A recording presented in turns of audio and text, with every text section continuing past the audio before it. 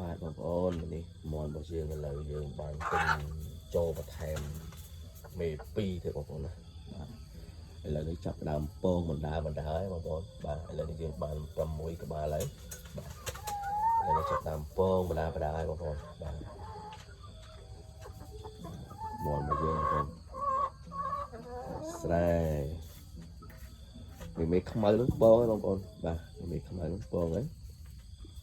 បាទនៅសល់បានមេទៀតពងធៀមពងនេះ3មេនេះសិតតែធៀមពងនេះកំមុំ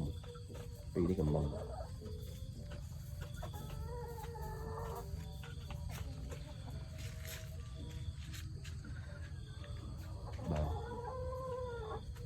នេះយើងអត់ប្រឡែងទេណាដាក់ក្នុងធុង